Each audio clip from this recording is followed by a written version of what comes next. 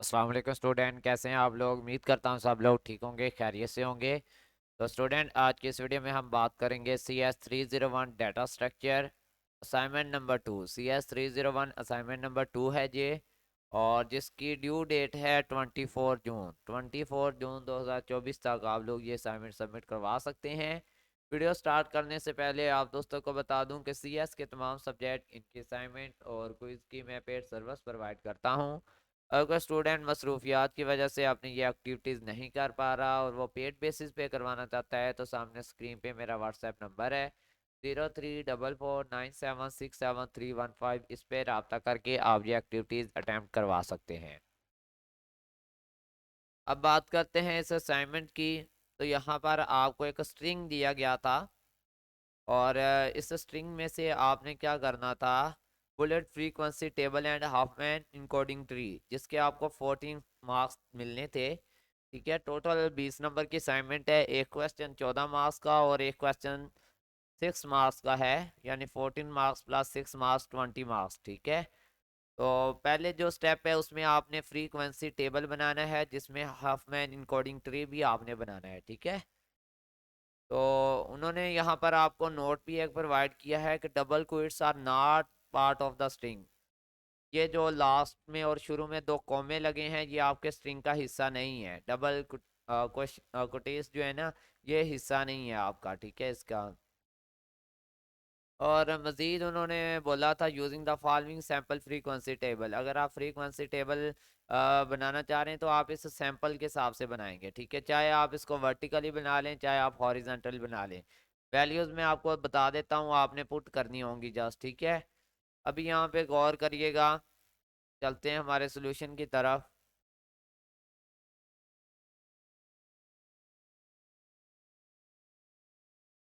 तो ये आपका क्या है, बेसिकली स्ट्रिंग है। ठीक है, तो इस तरह से आपने टेबल बना लेना है। करैक्टर हमारे पास सारे करैक्टर आपने लिख लेने हैं। ठीक है, यहाँ से लेके सबसे पहले आपने करैक्टर लिख लेने हैं। ठीक है, टेबल बनाना आपको आता ही होगा। इंसर्ट के ऊपर जाके फिर आप पहले करैक्टर काउंट कर लेते होते हैं, जितने करैक्टर हैं उतने आपने रोज बना लेनी है।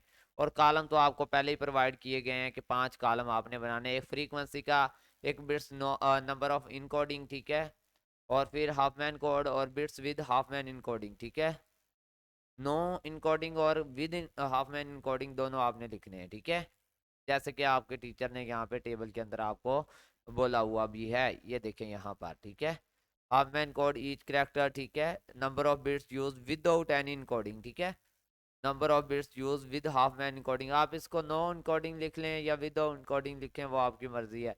अगर आप विदाउट इनकोडिंग लिखना चाहते हैं इसको, तो वो भी आप लिख सकते हैं। जैसे मैंने नो इनकोडिंग लिखा हुआ है, आप इसको विदाउट इनकोडिंग के साथ लेके चल सकते हैं। ठीक है, ये देखें, number of bits using without any encoding. ठीक है, हाफ मैन कोड आ गया, bits with Huffman encoding आ गया। ठीक है, जैसे कि आपके टीचर ने यहाँ पे आपको बोला हुआ है। ये 5 कॉलम जब आप बना लिए, ठीक है, फिर आपने इनमें वैल्यूज पुट करनी है और फ्रीक्वेंसी देनी है, जो कि मैंने निकाल दी है। आपको करैक्टर निकाल दिए हैं सबसे पहले। ठीक है, फिर इनके फ्रीक्वेंसी निकाल दी है, फिर इनके मतलब यानी कि ऑल।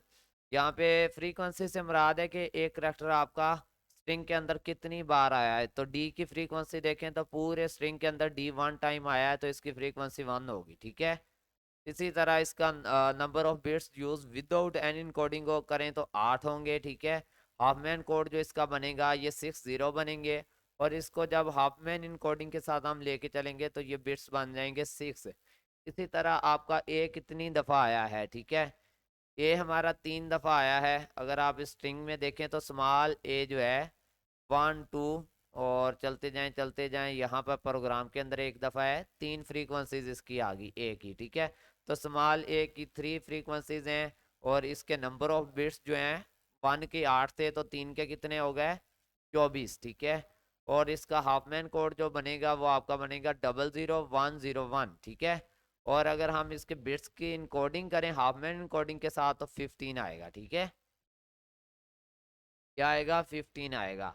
अब मज़ीद इस तरह से सारे आप लोगों ने लिख लेने हैं। मैं आपको एक एक करके बता नहीं सकता, दो इसलिए बता दिए ताकि आपको समझ आ जाए कि हो क्या रहा है। ठीक है, अब जब आप इसको लिख लें फिर इसके बाद आपने हाफ मैन इनकोडिंग का ट्री बनाना है। ठीक है, ये चीज़ आपने टॉप पे लिखनी है, थोड़ा नीचे आ गया, use the following sample frequency table. ठीक है, ये आपने टेबल बनाना है भाई। ठीक है, ये कहीं भी बना लें आप लोग, पेंट ऐप के अंदर बना सकते हैं, वहाँ पे बना लें, कोई और टूल आप इस्तेमाल करना चाहें उसकी मदद से बना लें। लेंथ ही थोड़ा सा है आपका, ट्री सॉरी टेबल बोल रहा था मैं इसको, ये हाफमैन इनकोडिंग ट्री है। ठीक है, तो इसको आपने जब बना लिया तो इसकी इमेज यहाँ पे पेस्ट कर लेनी है। ठीक है, फिर number of bits using without any encoding. ठीक है, तो ये आपका आ गया। फिर number of bits using with Huffman encoding, उसका आंसर ये आ गया। ठीक है, फिर दूसरा पार्ट आपको दिया था कैलकुलेट हो many bits will be use for the above string. ठीक है, 6 नंबर का था ये, without using any encoding technique. ठीक है,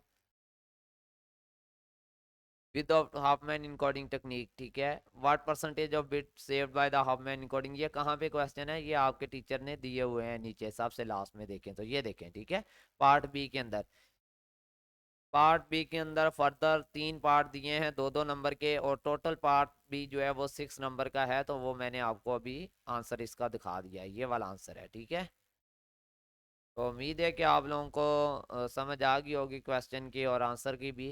मज़ीद इस तरह की वीडियोस के लिए हमारे चैनल को सब्सक्राइब करें और बेल के आइकन पर दबा लें, ताकि जब भी न्यू वीडियो अपलोड हो आप लोगों को नोटिफिकेशन मिल जाए। मिलते हैं न्यू वीडियो में, तब तक के लिए अल्लाह हाफिज़, फ़ी अमान अल्लाह, अपना ख्याल रखिएगा।